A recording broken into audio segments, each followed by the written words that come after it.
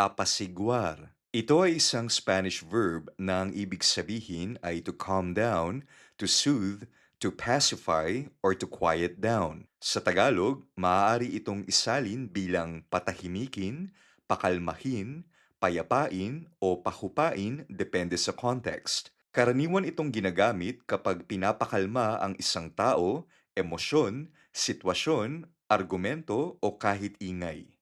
Apasiguar. Mga halimbawa sa pangungusap.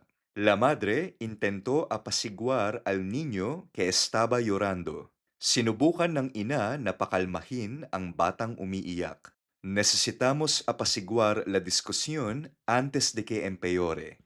Kailangan nating pahupain ang pagtatalo bago pa ito lumala. Escuchar musika puede apaciguar el estrés. Ang pakikinig ng musika ay maaaring makatulong na mapakalma ang stress. El líder habló con calma para apaciguar a la multitud.